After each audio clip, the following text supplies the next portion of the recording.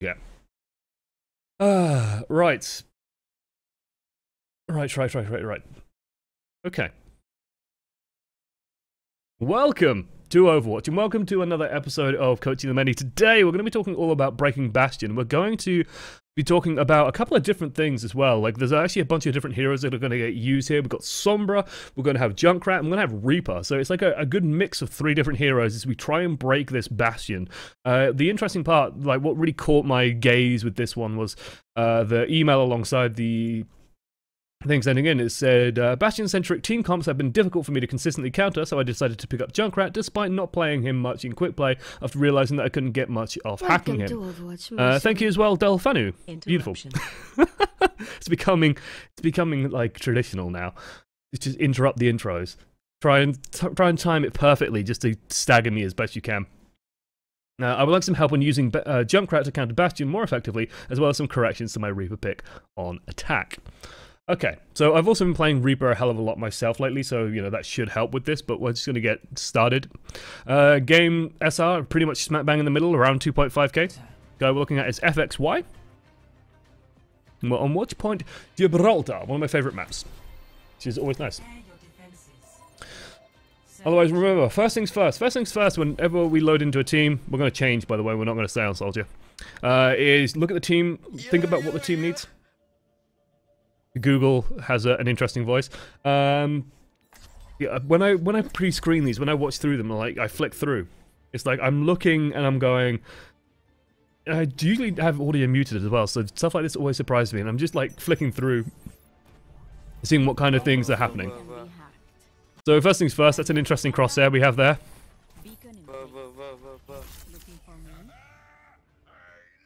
Let's turn this down a slight amount. Okay, let's look at this team comp. Because this is an interesting team comp, and how we're going to play, especially on a hero like Sombra, I think we press tab coming out here, how we play on a hero like Sombra is going to actually differ very, very much on like what our team comp is. And because we have double support, Sombra and Widowmaker, like just, you know, let's do very, very quick. To me, the big question is, where's the damage? Where's the real damage? Where's the meat and potatoes of the damage on this team comp? And you can say, well, Zarya can do a lot of damage, Sombra can do some, Widowmaker can do some, Zen can do some. You notice we're not running with a Mercy.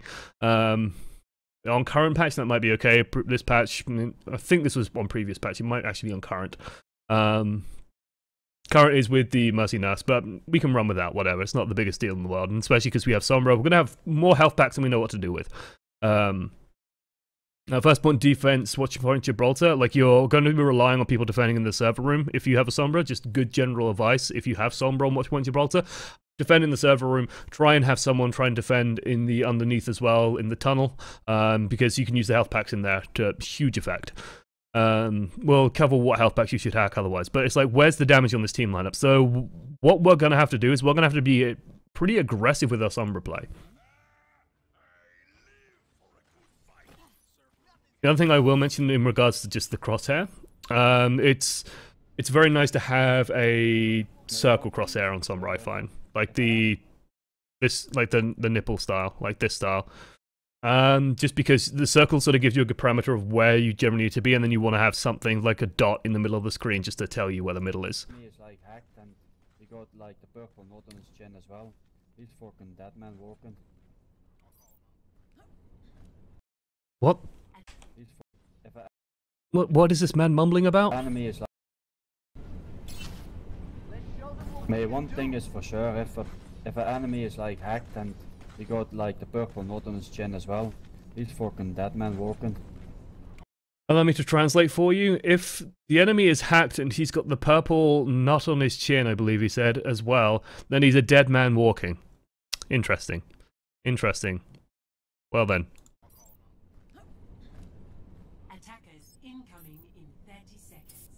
We've got wisdom there from the Zenyatta player.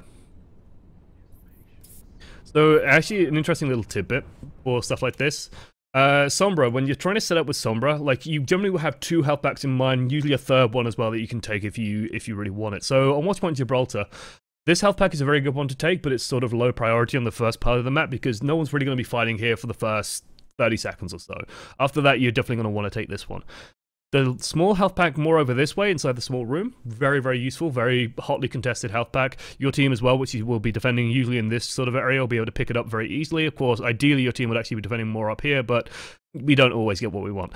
The third one, and the most important one to get at the very start of the game, is going to be the one in the tunnel. You definitely just want to take control of that one, just to more deny it from the enemy team rather than use it yourself too much, but it's going to be very useful. Good word of advice I would have is, instead of standing here to hack this one, stand about out here, throw your translocator into here, run down, hack the health pack over there, and then run in and stealth and do your thing to get your first bit of charge. Then translocate back here, pick this one up, and then go and like put your translocator ready to hack this health pack over here. Alternatively, have the translocator set up so you come back here. So the idea is that when you come back from your first translocator, you're going to be ready to hack the next health pack pretty much instantaneously, rather than sort of reappearing over here maybe, and then having to run out and maybe go to where fighting's already happening and try and hack the health pack while fighting's already beginning. So you want to make sure that you're hacking the most hotly contested health pack first, and then going back to the less contested ones afterwards. It's just like very general rule of thumb.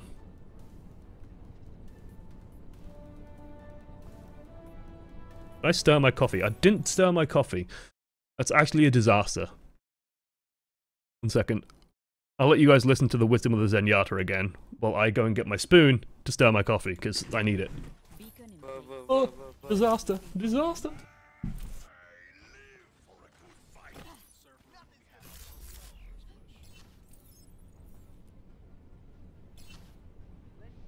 Mate, one thing is for sure, if an enemy is like hacked and he got like the purple knot on his chin as well, he's fucking dead man walking. Right. Sorry about that one. Thank you, Yominite, as well. Okay, let's go. Less than 3. Oh, that's a fatty 10 minutes. Let's have a look at our initial rollout. Oh. A little bit too far. The hack throws the translocator on top of an already hacked health pack that isn't being used, so like I said, there's optimizations there. It's a minor thing, but it's very worth commenting on.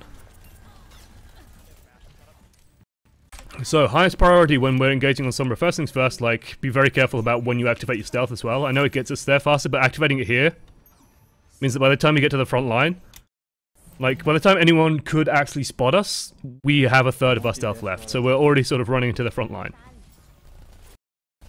So we should just be looking and assessing very quickly, and the thing we spot is this. There is a Bastion. Okay? Our highest priority is to build up EMP charge. First things first is build up EMP charge. We absolutely want a huge amount of EMP charge. That just means we want to drill damage into something. Drilling damage into Mercy would be ideal, because we might be able to get a kill on her. So if, you know, we timed our stealth and our entry into stealth properly, we could appear back here and put a lot of damage onto the Mercy, maybe get a hack on her. We wouldn't realistically really be able to hack the Bastion here because he's in a bubble.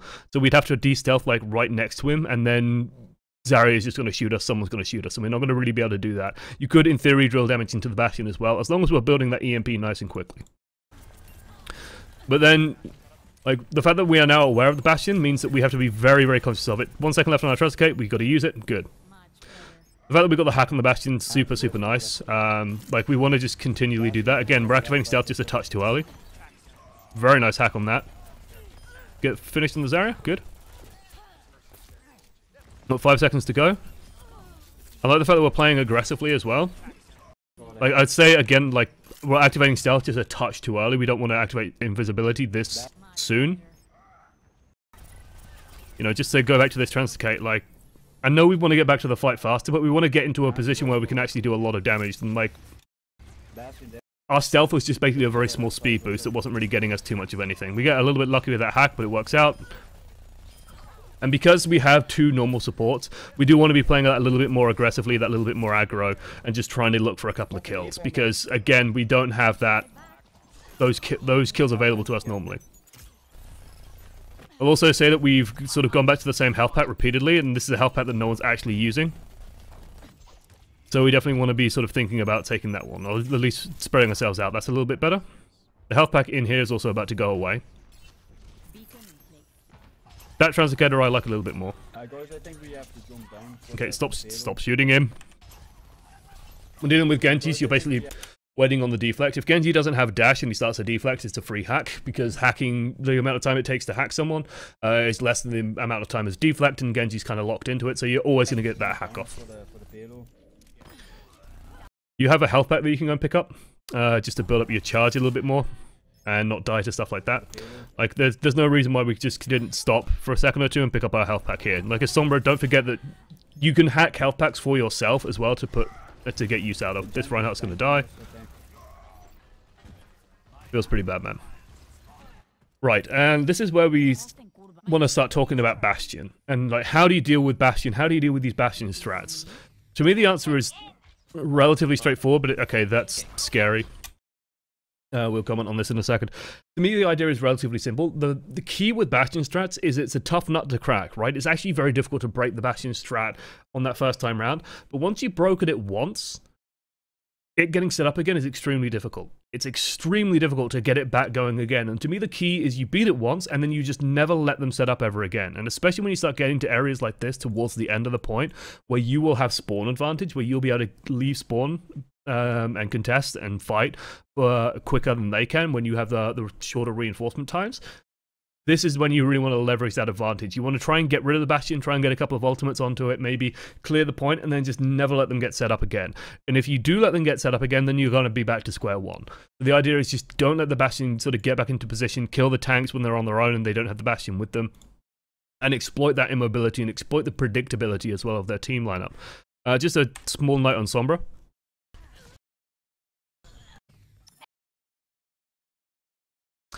Right. Something just to be worth being scared of.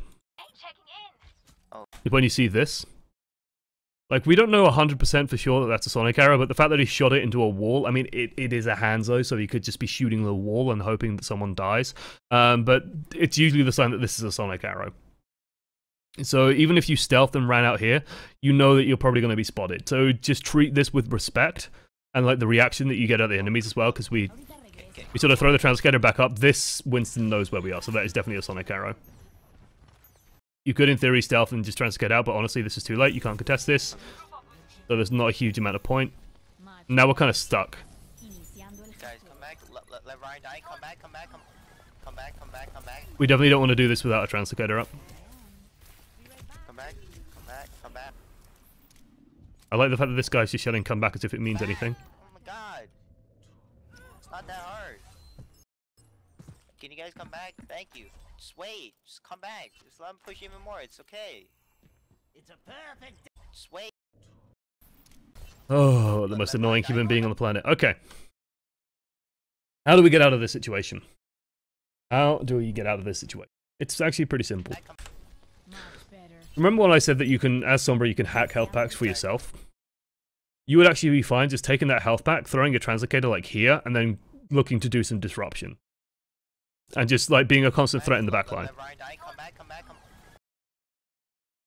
Like just putting the Translocator down and then running in here and then just looking for a hack on this, some damage onto Mercy, Translocate out, and then just finding the point. Because you're playing with two supports, we are actually okay, we're freed up as Sombra to actually play like a more aggressive and offensive Sombra and be a little bit more selfish. So yeah, we're kind of allowed to do that. Platinum here is going to do something that is extremely annoying to me. This is actually one of the things that tilts me faster than anything possible on the planet, which is that he has no concept of what's happening elsewhere or what situation other people are in. So we are currently stuck behind the enemy team. So that's always like, well, a sensible player would probably just write you off at this point and say you're probably going to die. Because you're surrounded by the enemy, they're going to reinforce, they're probably going to catch you, and you're probably going to die. Like, experience tells me that if you are stuck as one person behind enemy lines, you're probably going to die pretty quickly at some point, unless you are Genji or Tracer. Sombra can kind of get away with it as well. But you have to be, like, you have to play this perfectly to be able to get out. Come back, come back, come back. So, sort of by opening up on the Mercy, we announce to the world, hey, we're here, we're here, we're here, and so the Winston just starts spotting us. And it's like, yeah, we're trying to come back. And it's like, we're trying to regroup. And then we have a bit of a lag spike. Oh my god. And we get killed. And then this guy, like, can you guys come back? Thank you. toys out of the pram. Just come back. Just let him push even more. It's okay. World's most irritating voice. Come back, come back, come back. And we make the decision to swap to Junkrat. I'm okay with this, by the way. I'm actually happier with this than I was with the previous comp. The issue with the previous comp was that it was just very low damage overall. Like, Sombra Mei don't do huge amounts of DPS. Junkrat does a lot of damage and is good for clearing the point. Also, you'll notice that the enemy team doesn't have like amazing amounts of durability. It's not like we're playing into Orisa Reinhardt here. We just have to try and crack a Zarya bubble and a Winston bubble. In total, that's 800 damage. That's very easy for us to do.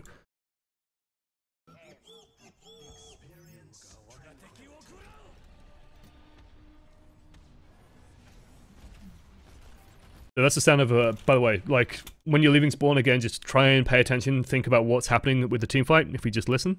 So that's a dragon. We can hear a bastion in tank form. So I understand that there's potential to be one shot. We've got a Transcendence, but remember, the Transcendence will not protect us from an ulting bastion. So you have to be a bit careful with that. So a Dragon Blade coming up. We get right onto the bastion and we end up dying. Let's have a look at this approach and just think about what we could have done otherwise. First things first, when you're leaving this spawn, especially when you're playing Junkrat, you really want to be going for this door. And especially against this team lineup as well. You want to be on the high ground. Junkrat in general is just a lot stronger. When you're shooting from high ground to low ground, you're dealing damage downwards. The grenades work better when you're shooting downwards. Basically, Junkrat's grenades last in the world physically before exploding for a very long time compared to a lot of other games. And that's one of the key strengths to those grenades, is you just spam grenades downwards and you just saturate an area with damage and make it very, very hard for people to sort of keep on fighting. So we definitely wanted to come out here. It's also just safer for us as well. When coming out here, we're coming through a very narrow choke point. It's very obvious where we're going to come out. Makes it very easy for the Zarya, for example. Stuff like this, where we're just like charging headfirst into the enemy team, doesn't really play into our strengths. Again, with Junkrat as a hitbox is actually very easy to hit, very easy to kill. With Transcendence, it's just running out and the Bastion's just going to shred us to pieces. Like, we're a lot better when we can just spam and saturate and put damage out for as long as possible.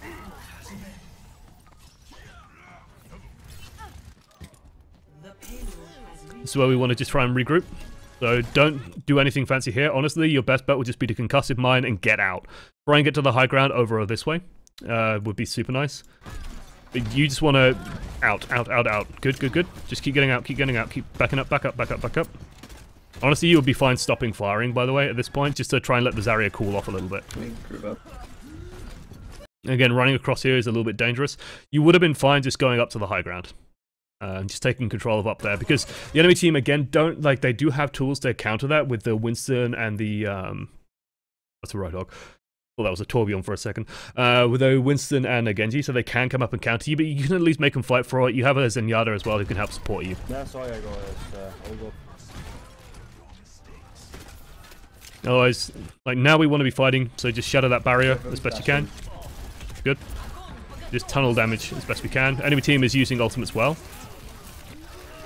There's another Dragon Strike already. And the Mei's going to kill him, and Mercy's just going to res, if the Mei can't even kill him. That's all, yeah, it's just like fucking charge up 24/7. And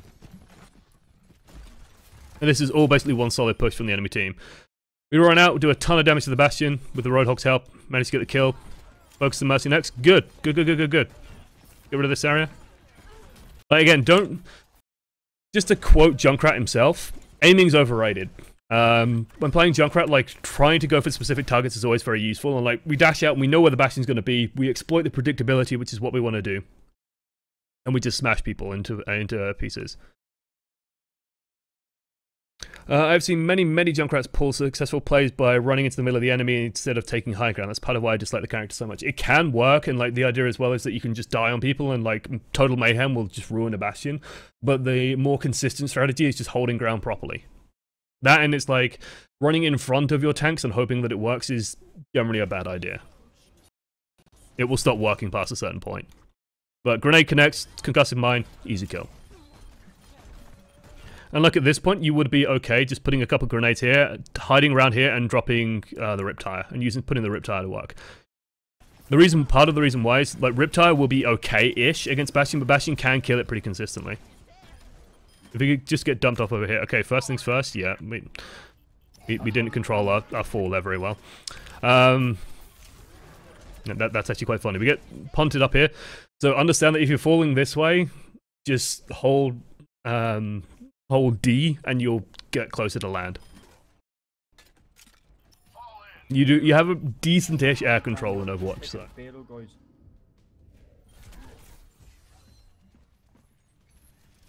Okay, you've beaten it once. Now the key is just do not let Bastion set up anywhere. Like, this is your goal. Don't let that Bastion get set up. The enemy team doesn't actually have a good team to sort of allow him to set up either. So you have a couple of choices. You can either go up here and take control up here, or you can go up here and take control up here. We definitely want to be on that high ground, and then we just want to be spamming damage out down the slope. Also, one of the problems your team is going to face is that you don't have like a Reinhardt or anything, and that's always going to make it a little bit tricky. You are fine rip-tiring here? Yep. Good. Perfect. Just what you wanted to do. Bastion set up again, just put damage on him. Mercy cannot out-heal you. Do not detonate that mine for the love of God. Okay, you detonated it when he was going to die, that's fine. The reason why I say don't detonate that mine, like if you just detonate this right now, what you'll end up doing is just launching him out of the blizzard. And that's not what you want to do, just leave him in there so he gets frozen. Riptire was A-okay as well. Let's talk about why this Riptire is A-okay. When you activate tank form, it's much, much harder to kill a Riptire when you're in tank mode than it is when you're in machine gun mode, just by virtue of how fast the Riptire moves, the angle it comes from. If he manages to land a direct shot on it, sure, well done him. But odds are he's not going to really be able to do that. So, you have a pretty good chance of landing on this or something, and then you can just get the kill. Perfect. Res comes in, so we spot the res. Bastion sets up right in the middle, put damage on it, good. Like, just make sure this Bastion does not feel comfortable ever. We don't launch the Bastion out of the target zone, which is great. Somehow Mercy gets frozen in this by some miracle. Zenyatta decides to run forward and confirm the kill on that, whatever. But we push them back. Okay, fight is done. Set up for next fight. And let's get back to high ground.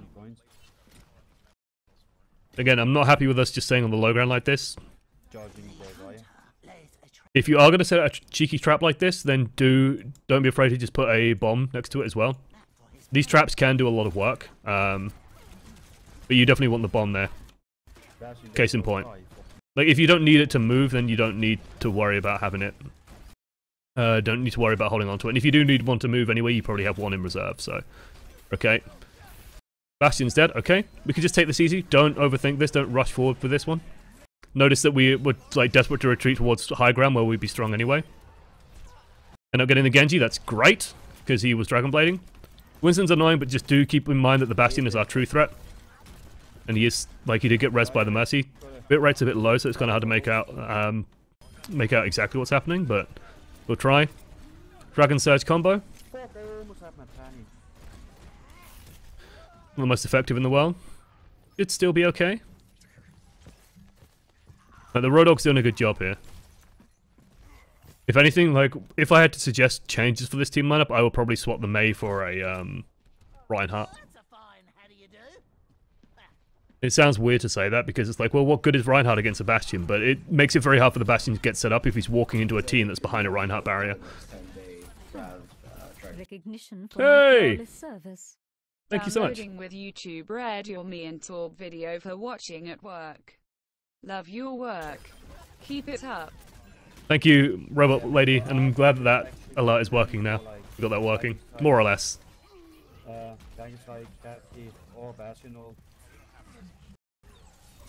can see we're communicating, I can't hear what we're communicating, but yeah, the Winston is causing us difficulty. Again, if the Winston's causing us difficulty, like, that's honestly a good sign. The big thing to realize is, like, Mercy's rezzed him. Let's just put pressure onto that target as best we can. Get the damage we can. And hopefully the rest of the team should just be focusing on killing that Bastion as soon as possible. Like, if he's just setting up and he's got nothing covering him instead of Mercy, the team should just be burning him down.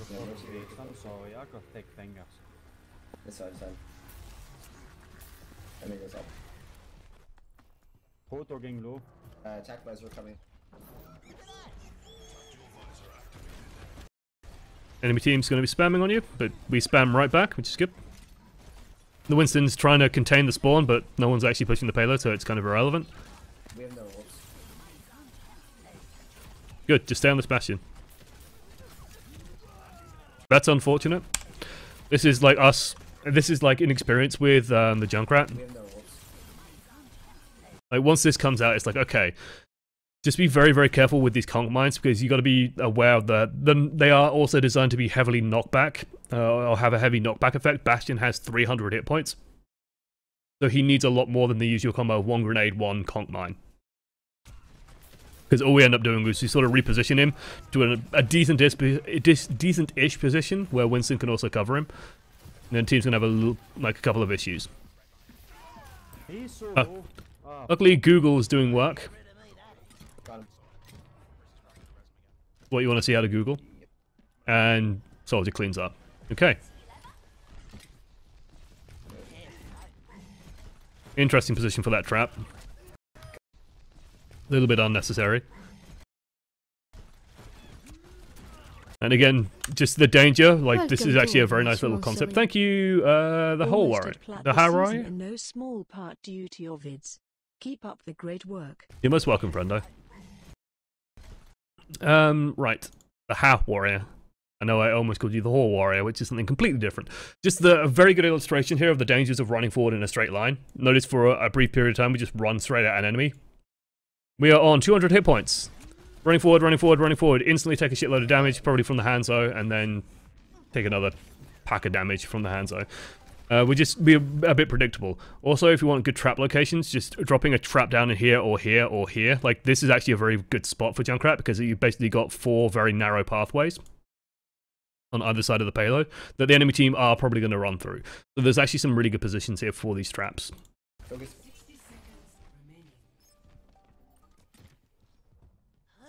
Again, the key is just don't let their Bastion get set up as much as possible. That's unfortunate because I think we just stacked our ultis. Nice, very nice. Keep your eye out for that Bastion. That's all we're sort of worried about here. There's the Bastion, Bastion, Bastion, Bastion. Good.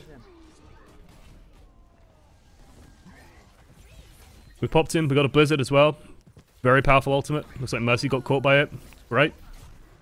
The Winston, not too big of an issue. We can hold on to this tire. There's no real reason to use it at the moment. Put down the trap and position for the tire. This is slightly too aggressive. This is suicide. As you just left yourself with a D.Va. Yeah. Right, if we do get caught in this position, like, just remember, keep complete awareness of your surroundings. So, the D.Va's just gone through us. This D.Va's not going to leave us alone. So, the best thing you could hope to do at this point is just to turn the Riptire around and then detonate it on the D.Va. Because of Junkrat's passive, you do not take damage from the Riptire. You actually don't take damage from the Riptire at all. So, you can just very easily turn it around and kill the D.Va.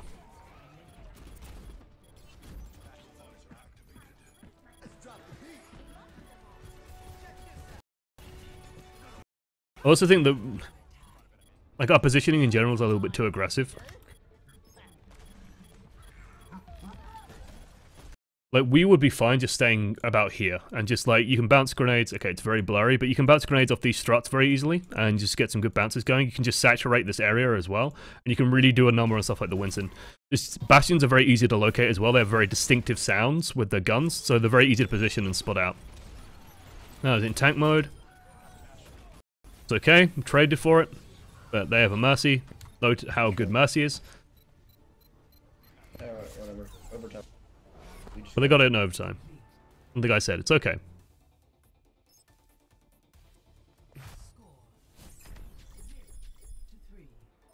Switching sides.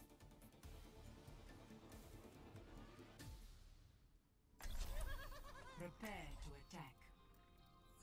Select your hero. Wait, Riptire's destroyed when Junkrat is killed? No. It's just the D.Va stayed there and killed him while the tire rolled out and the Bastion just shot it to death. Right, we're going to play a hero now that's very near and dear to my heart. Very near and dear to my heart. You wanna run? I can shoot. It's not actually Tracer. We might start on the Tracer, but we're not going to stick on the Tracer. Let's skip forward. Right.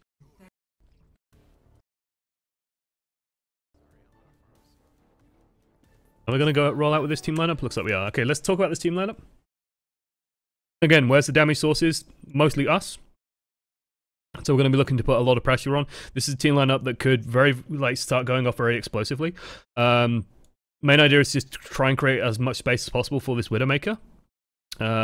Like, we want to play aggressively, draw attention away, and then hopefully the Widow can get some stuff done. We have calls out from what the enemy team are running, Zarya, Ana, and Pharmacy. So we can definitely put a lot of pressure on the Ana. We might be able to put some pressure on the Mercy as well. We can't really do much about the Pharah, and Zarya is actually a relatively good target for a Tracer. Just try and bait out a personal barrier, and once that's baited out, you can do a lot of damage to a Zarya very quickly. Can you keep shield up? I'm gonna scope. So we're rolling out into the Pharah. Pharah this for it. Be very careful about like how telegraphed this move is. So like we jump out, like we want to just get out of this space as quickly as possible because the entire enemy team is going to focus on us. That's unfortunate, but it happens. It was a very telegraphed movement though. Monkey this for it. Enemy team is just going to dump all over us. Go figure. Mercy up top, I'm going. So in moments like these, it's better to just reposition and get ready for it to go in on an angle, but we're going to change hero instead. We're going to go for the Reaper. So I imagine the logic of this is to try and punish the Winston a lot more. Like looking at this team lineup, you know what you're playing into now, which is sort of nice. The one concern I have is like the enemy team, this is a relatively long range team with the exception of the Winston and the Zarya creating space. So they're going to play from quite far back on the high ground. So we're going to have to be relatively sneaky with how we position, or just try and hope that their Winston tends to overextend.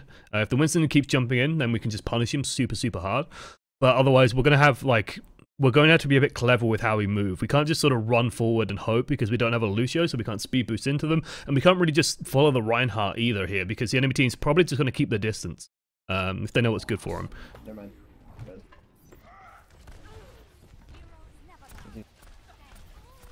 Want to be a little bit careful with the Zarya as well. Charging Zaryas is very easy to do on Reaper. Mouse movement's a little bit crazy at this point. So you got to understand about Reaper is that anything past like 5 meters, like I'd say this is about 20 meters in terms of distance, like 10 meters is about here. Anything past like this mark, you're not going to do any damage to. So it's like we're going in, but we're doing like 20 damage a shot here. We snap sideways a little bit here, and then we start advancing on the Winston. This is the target we absolutely want to be chasing. Just a normal manual reload, that's okay. Remember that we have a like, we've got to be very aware of when we're doing movements like this where we drop down. So it's very blurry, but Zarya here, Winston here, Mercy here. Be very conscious of the fact that this Zarya, if we go for the Winston, this Zarya is going to be behind us. And like, it's like playing any kind of stealth game, where the Zarya has like a line of sight like this at the moment, so she can see everything happening in this space. And so if you drop down here, the Zarya 100% knows what you're doing. If you drop down behind the Zarya, for example, and just try and go on the Zarya, the Winston and Mercy could actually be paying attention towards the front and might not actually realize what's happening to the Zarya.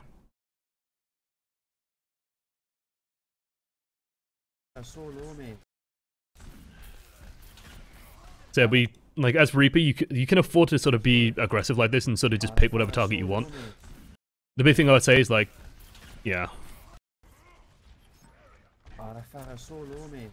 Like we're just starting shooting a little bit too early. Like we don't need to be firing now. This distance is too great to actually be doing anything meaningful. So honestly, I would say you probably wanted to start firing about now. And then just advance on this Winston as best you can. Okay, bubble goes up, Wraith form out, whatever, we can afford that. Just keep firing, just keep firing, just keep firing. So, let's talk about fighting Zaryas. What I want to point out is there is a dead time here. Let's slow this down. The worst thing you could do is just stand there and do nothing. So while we're fighting this Zarya, like we're doing damage, we're doing damage, we're doing damage. She's already on like about 60% charge, I would say. And she personal barriers.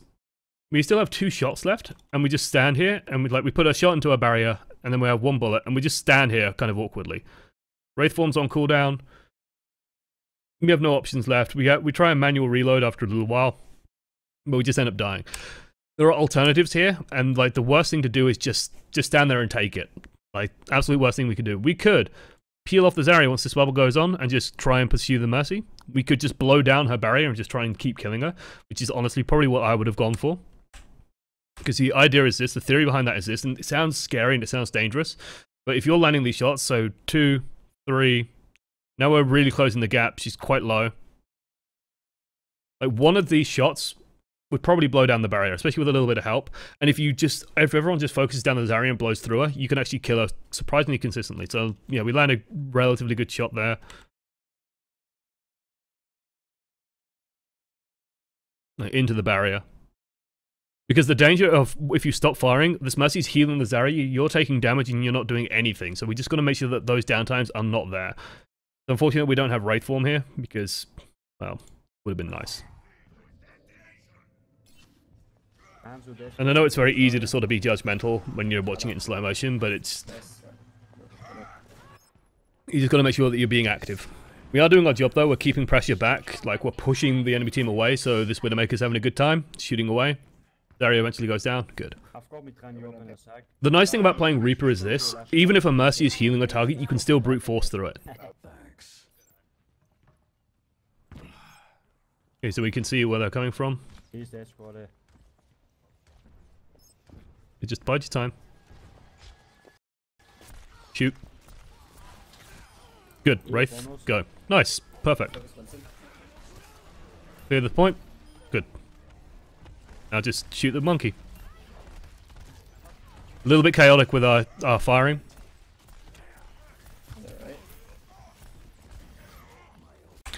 Like, shooting with Reaper, there's a weird rhythm to it, okay? Especially when you're just holding down the left mouse button. The way that most people shoot with Reaper, and the way that I shoot with Reaper as well, is basically every single time you're firing, you just try and do a micro adjustment.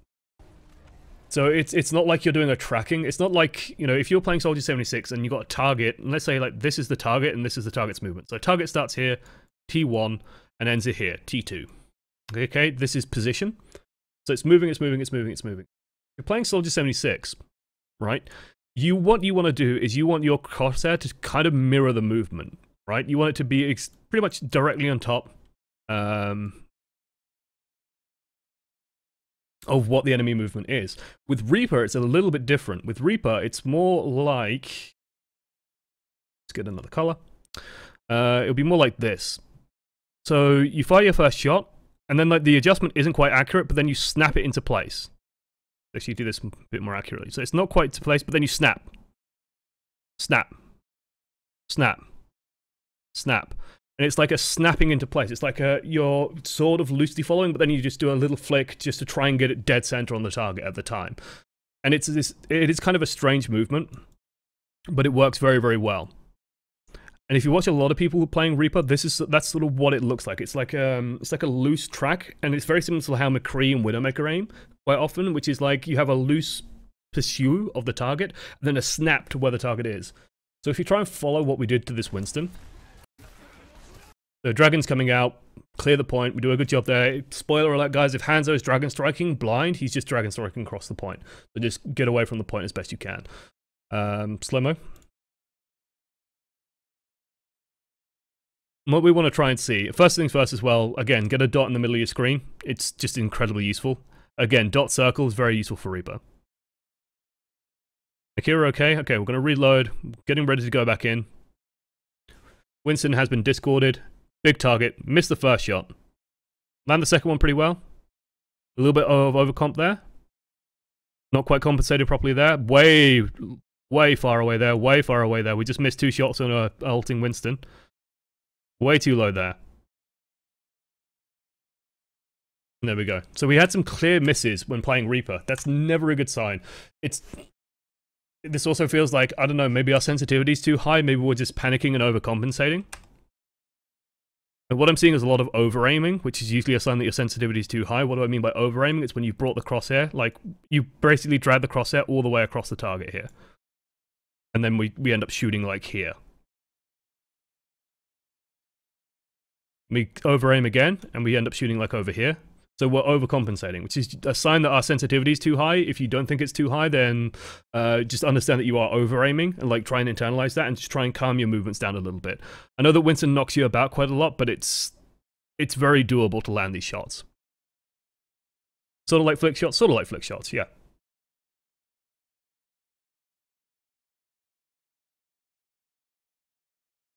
It's weird because, like, and you can see as the fight goes on, like, miss.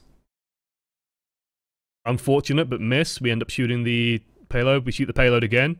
Shooting the payload doesn't do much, unfortunately. And, like, our damage is enormous. Blow up the barrier, that's fine. I'm actually fine with this sinking a shot into the barrier. We have 8 of them. We don't need all of them to kill a discorded Ana.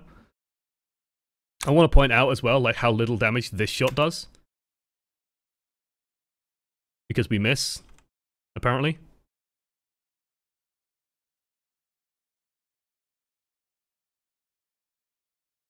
Interesting. I'm guessing that's the spray not quite lining up with the shot. So it looks like we didn't actually do any damage, so...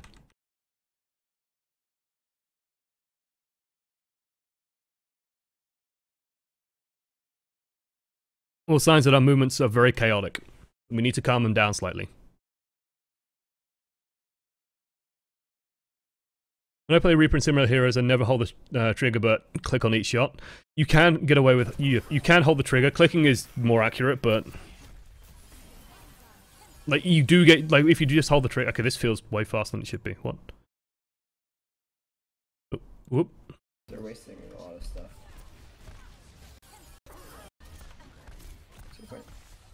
We get on the Ana, reload. Kill the Hanzo. Hanzo's actually a pain for Reaper because you kind of have to just run at him. And Hanzo likes it when you just run at him. They're wasting a lot of stuff. And then just putting a bit of spam on the Mercy, but we're not really going to do much there. We definitely want to be running forward here. Good. Like, while this door is opening, They're wasting a lot of stuff. like, putting a couple of shots up here is fine, but we do want to understand that putting pressure onto their bad spawns is going to be way more useful for us. So while this door is opening, we actually want to be charging forward and trying to just get any late spawns. Because we can solo anything. Like, Reaper can just kill anything if he gets in range. Spam that top right. You can probably keep advancing on that Zarya, for example. Like, you would be... I don't know why we're scared of this area. Spam that top. We have Wraith form, we're on full hit points. We can just keep running at her. And she has to run away. And I'm not saying, like, go crazy. I'm not saying go nuts and, like, chase her. Or, like, if she runs away and goes all this way, like, you can probably just stop here and just stay in position over here. Because the enemy team can't actually stop you. This Zarya, there's no way this Zarya wins this fight if you close the gap. And you can, like, and she's going to be trying to fight, maybe get away with stuff. Maybe she wants to bait you with the bubble. Like, reading the enemy is going to be very, very important on Reaper. And, like, what is this Zarya's options? Well, she can just run away. Option A, and it's probably the best option for her. Option B is to try and fight. Well, if she's going to try and fight, then she's going to have to use her bubble, generate a shitload of charge off of you, and then try and kill you. You have Wraith form, you have 250 hit points. There's no way she can burst you down without you knowing about it and without you controlling it. You can easily abuse this area. Zarya's also a big chunky lass, so she's very easy to just, like, land a couple of those good meat shots on. Right here, we're not doing anything here. Reaper has a very uncomfortable reality. This is cheeky and shouldn't be done. Whenever you're shadow stepping, always consider what the enemy team can see. Sure, you just kill 3 people, which is great. But, like, the second this site's activated, hopefully you are going, oh shit.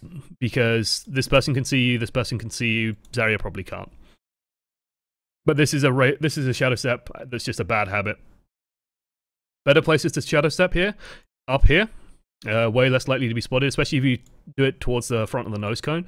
It's very, very difficult for people like stood back here to actually get a good view on that. Also, over on this side of the shuttle, it's much, much less open. This is one of the most open points on this map, basically. So it'll be very easy for the enemy team to spot you. Like, Ana could get a free shot or 2 on you.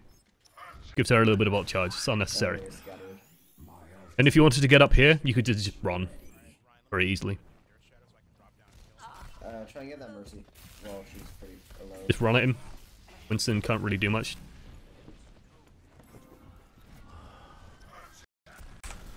Okay, let's talk about this. So first and foremost, this reload is a bad reload. Like, pretty obvious. I mean, we have all the info. Widow gets a good shot and yeah, no. We fire a shot and for some reason we reload. You can kill this Winston in 7 shots. So if we just run at this guy, instead of having this awkward moment where we reload, we could probably get some good damage on him. And honestly, at this point, when he's backing away, you would be fine just still shooting into the barrier. Like, you could just back up, pick up the health pack behind you, and keep shooting into this barrier, and then just advance forward again. You gotta understand as Reaper, your ability to shit out a ton of DPS is like your one saving grace. Can't save game there. You would have been fine death blossoming there, by the way. Mercy's in our line of sight. Like, she actually goes up and past us. This would have been a fine moment to Death Blossom. Death Blossom, with new Mercy, it's absolutely worth it to trade the Death Blossom for the Mercy. So when you see the Mercy sort of line up on this Winston, this moment, this is when I would have jumped and Death Blossomed in the air. So you start Death Blossom right after you press space, basically. Because you will land, and as you're coming down, you'll be doing damage to the Mercy. And then the next series of events, the Mercy goes up. Whoops, wrong one. The Mercy goes upwards. Speed 0.5. You can see the Mercy goes up. But we will be getting back to Bastion as well. Bastion does make a reappearance. So like the only escape that she uses is to go up and pass you, which is what you kind of want as Reaper. And during that time, she would have died. It's very rare that you're going to get a better moment to use the Blossom. Developing a lisp, apparently. My tongue is like, is fattened up. Who knows why? Anyway. This would also be an okay moment, by the way. Mercy's just finished a Guardian Angel. Like, times when it is good to Death Blossom are immediately after Mercy has used a Guardian Angel. Always a good time, because she's stuck with you for about 2 seconds, and you only need 2 seconds. You do just blow and knock it off.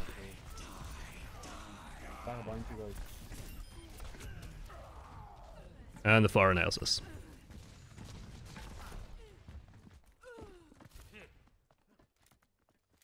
Alright, let's screw that.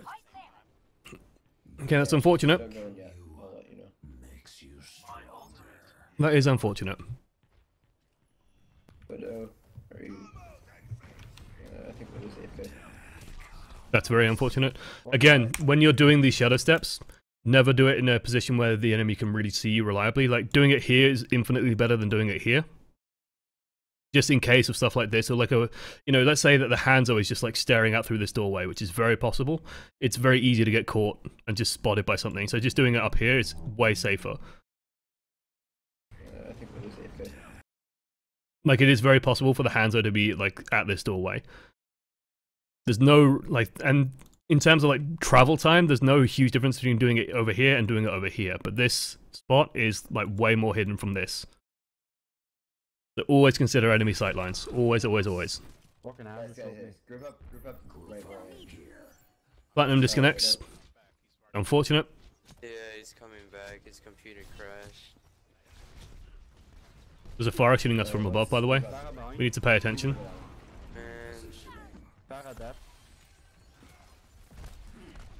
Remember, guys, Pharah hard countered by Reaper. Especially if you keep our cool. Nice. Shooting me in the face. This is like the world's angriest Overwatch player.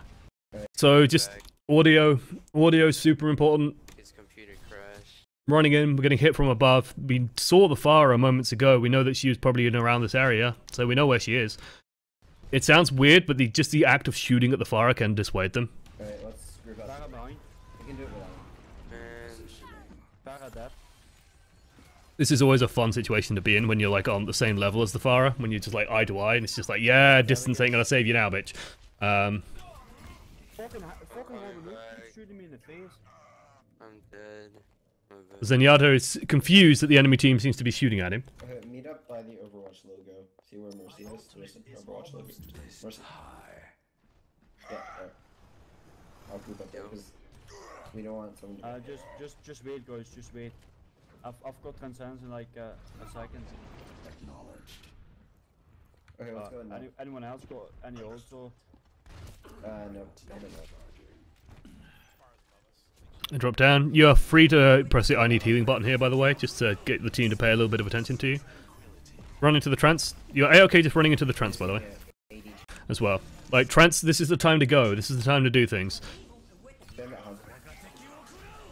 That is a nano dragon, so it will just cancel out the trance, but honestly, there's enough space for you to just move forward into it. And just shoot the shit out of this monkey. Like, this is what we need to happen, which is the Winston to just overextend on us, and us to get a couple of kills on it. While everyone else deals with everything else. We are 5 versus 6, which is a problem, but hey, we have a Mercy now. Wraithform? Good. Just move to the point. Basically, the Pharah has to come down to contest this, so you can just roll it forward.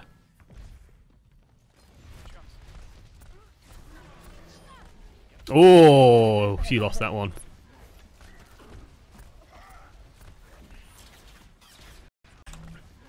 So remember what I said about Zarya barriers and it being very easy to charge them? Like, this is an instance where you should wait for the barrier. Just because you aren't killing the Zarya, so you're leaving the Zarya on high charge. It's unfortunate. Wait, what? That is a fine moment to press Q. Don't let me res for some reason. So this gets confusing because we get our face like nuzzled into Mercy's backside. I believe there Zarya also has Graviton surged. If this is the case, press Q. Couple of shots in, we press Q when it comes up. Good. Good, good, good. Don't let me res for some reason. Again, this should be an instance where we are running, like, we're not actually going to find bad spawns, but it's a good habit as Reaper. If you think about, like, where is Reaper good? Reaper is not good against, you know, over a long distance like this. Like, this is not a good position for a Reaper to be fighting in, right? This is a very, very long distance that we're seeing up here. So yeah, we don't want this. This is bad for us. So we actually would be fine, and your team wouldn't really begrudge you for just running forward and like trying to stand at this corner. Because that's where we're good. We're good at that corner. Reaper's really good at corners. Really bad at long distances. And it's just a good habit to get into of like pushing forward. So yeah, Refine just shadow stepping up here. And hey, the Bastion's come back. That's not bad. Let's just spam him. Reaper can Bastion, Discord. spam. I can shield. Going this angle's fine. Again, this is a touch too early. Reaper distances. Reaper loves creeping. This Mercy hasn't realized that we're here yet. We like look at this damage, okay? We land the shot and she's taking about 20 damage. You're gonna need to do that 10 more times to kill her, and you have 8 shots in your gun. Just wait until you're a bit closer. I know that Reaper has big heavy footsteps, but it's still like gonna give you better odds. Use Discord again. Just spam him. Fine, just being a bit of an annoyance here. Again. Just spam him. Bastion repositions, and hey, a free Lucio. Lucio's a little bit annoying. But Earth Shadow. Set up for the Mercy, good. Again, we're panicking. Like, our aim is just panicky. I don't know if we wraithed because of our own Shadow, by the way. Might be just a touch early. Alright, we're a target focus, and they're just like, we seem to jump and go, oh god, we have a Reinhardt. Okay. During Wraith form, we have all the time in the world. Like, the key, to me, the best thing about Wraith form is the fact that it just gives you time. The second Wraith form starts, nothing can touch you, nothing can hurt you, you are immortal, you can do whatever the hell you like. So you might as well just take that moment and just go, okay, what do I want to be doing when I come out of this Wraith form? And because it's a set duration, you know exactly how long it's going to be. Well, you want to be on this Mercy. Like, this is our highest priority target. The Bastion will be okay, but if you kill the Bastion and Mercy's still alive, guess who gets resurrected? So just like wheeling around, and I would say try and end your Wraith form on the opposite side of this Mercy, and then just try and kill the Mercy.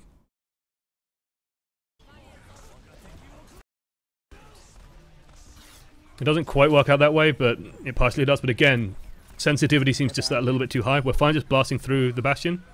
Okay, reload while he resurrects, and then just blast him down again. The armor is annoying, but you can just blow through him. Like, you will be able to just kill him. I can't help you there. Good. Just Wraith form out of it. I got caught in the... We're just looking to build up some ult now, so just land a shot or two on Winston, and then move on. And We almost have a Death Blossom. don't die with. My ultimate is almost ready.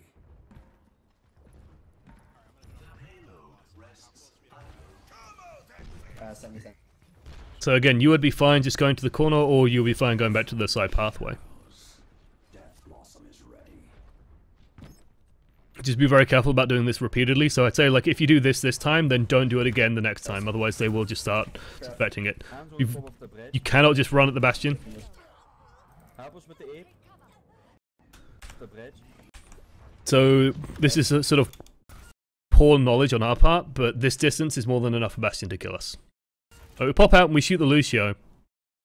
At this moment, if you want to get on this Bastion, A, your team has to be pushing at this time, so that everyone else is dealing with something else, and you have to Wraith form to close the gap. When you come out of Wraith form, Bastion should have left turret mode. If he hasn't, he's in trouble. What you could do, what I would suggest, like if you really want to commit to this, and I really don't advise it, you could probably try and get away with shooting that Lucio and staying in the doorway, is this. You Wraith form here, jump up on here, jump up onto the Bastion, and then if he looks up, then just jump down.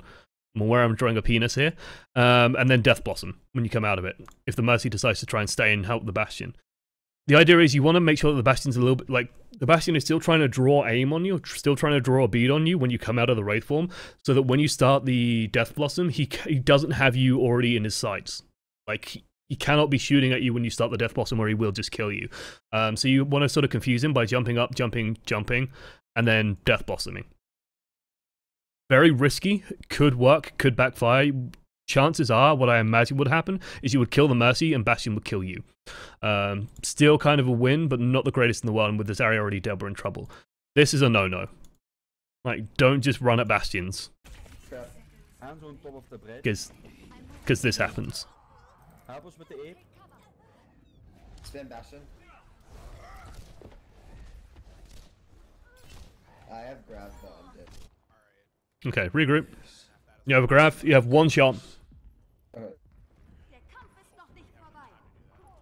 That's actually good news. Team just needs to regroup. Oh my god. If the Winston overextends, then that's great for us.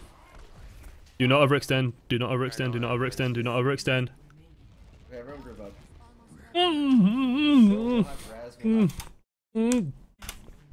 Fucking hell. Do not do this.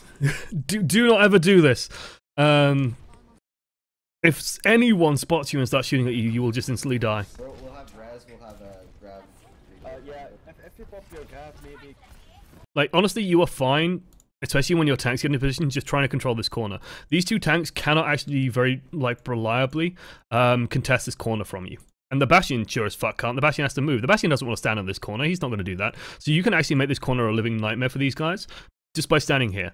Because if they try and just stand there, you don't even have to advance forward, right? Don't think about advancing forward into the Winston here. Just think about blowing down the barrier. If the Zarya starts shooting at you, as long as no one's putting damage on the Zarya, you can just back away. There's a health pack behind you. You've got Wraith form. You're okay. They're not all going to surge around the corner at this point because, again, they have a Bastion, so it's not the biggest threat. Zarya wants to run forward, whatever. Just reload. Blow down the bubble, contest the corner. Notice how much damage we're doing? How difficult it is for them? Definitely go on this Winston. That was... Yeah, he did. I'm very curious as to what happened to our Mercy. I'm floating maybe. How did Mercy get that low? I'm All the Mercy needed to do was stay on this... Okay, guys, if you're fighting on the final point of Watchpoint Gibraltar, places that are safe to stand, this wall. Anytime you go into a corner, let's talk about corners. Let's talk about a very basic... let's talk about a very basic idea about corners. Okay, so this is a corner. Our team, in green, the safest position for our team to hold is in, like, this area here. Welcome to Overwatch, Okay? Monsilly. Because the more you want to see around this corner... That Bastion. Degrees. If you... Thank you, by the way. Comrade Hansop. Oh, Jesus, probably a Hanzo player. Feels bad, man. If the enemy team want to start seeing more and more around this corner, they have to position more and more aggressively, stepping out, and to see around it. Okay, and that leaves them more exposed and more vulnerable. So the safest place to actually stand on a corner is to hug the fucking wall. If you're playing Mercy and you're standing over here and you take a shitload of damage and the enemy Winston is, you're then low enough for the enemy Winston to kill you with a single jump, not good. That should not have worked. Oh my god. So this is going to sound weird. At this moment, you've got a Wraith form to get in there. Wraith form actually makes you move, I think it's like 8 meters per second. So average heroes move at 5.5 meters per second. Genji and Tracer move at 6 meters per second. Wraith form, I believe, moves at 8 meters per second. Wraith form actually moves you a bit faster. So if you're ever trying to roll out of a spawn super quickly, like Wraith Form out of the spawn, it is faster. But you would need to Wraith Form to get to this grav before it ended. It's not a good grav, but it's, you know, time is up, so they have to. And then the Bastion sort of gets the flank on. So I'm guessing Bastion may be stuck behind the team. Okay, go in at 10 seconds. Reaper don't die. I'm floating my way. Oh my god. Go. Reaper. But yeah, don't also like I appreciate that we probably panicked here, but yeah, it's never useful to panic and press Q. Nice, get that Mercy, Yeah, he did. Yes, Tracer.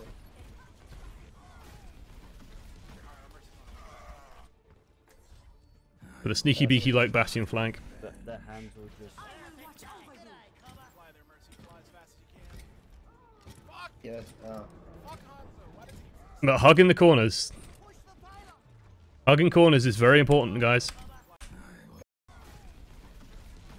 Like, beautiful illustration of it a couple of seconds ago. Look at this corner. Look at this juicy corner. And if, okay, very simple fucking geometry, boys. Okay, we've got a corner. Safest place is right in front of it. Right in fucking front of it. Nowhere nicer, nowhere safer than just hiding along this wall. Because the enemy team has to come all the way out here to be able to see along this wall. Okay? Very important concept. And if you're playing Reaper, you can stand all the way up here and you can just shoot and shoot and shoot and shoot. If the enemy team tries to run round into you and you have Death Blossom ready, guess what you do? You press Q and you win. This is what Reaper excels at, is like holding corners and holding space. So, like, standing out here, especially as a support, is suicide, because the sight lines are so much longer and so much easier for the enemy team to exploit. Do not do that. And even if they came around the flank here, again, if they were standing closer to here, or ready to dip into here to get the large health pack, way safer. Way safer. Corners are pretty cool. Guys, they're pretty important. yeah,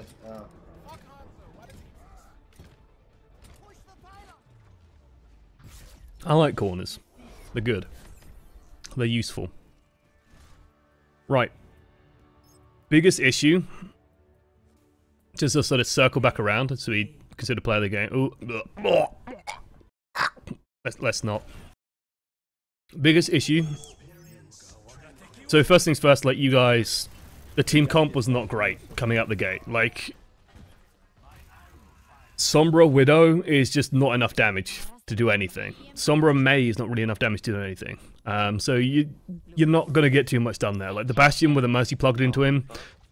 Sombra versus Bastion when Bastion has armor is always going to be difficult. That 100 armor is actually very difficult for her to chew through just by nature of how a weapon works. And with a Mercy healing it up as well and Bastion healing himself. And with Ironclad, it's just not going to happen. You have to like hack it, you have to EMP it. It's always going to be difficult. I'd also say, like, first point, watch point Gibraltar with Sombra. If you are playing with a low ranked team, not really going to work super well. God, this guy just annoys me so much. So much. If you're going to do something like this, try and make sure that you're going to die on when you're stood on top of the Bastion. Just total mayhem will force him to displace. But otherwise, like, you know, their team gained way too much ground off the back of this, which is a shame. But it takes a while for the team comp to get sorted. After that, it is literally a matter of, like, we need to reset to high ground a lot more. We just need to be playing from high ground a lot more. It weakens stuff like this area. It weakens the Winston as well, because he can't hit everyone at once as easily. And it weakens the Bastion because he's trying to reposition into a Junkrat that's spamming him from a, you know, the bridge position or from up here. Like, you can relatively safely against this team stay up here. If they dive you with the Genji and the Winston, you could easily just jump back towards your team and get safer. So there's a lot of sort of space for you to play with here. You can do a lot with that.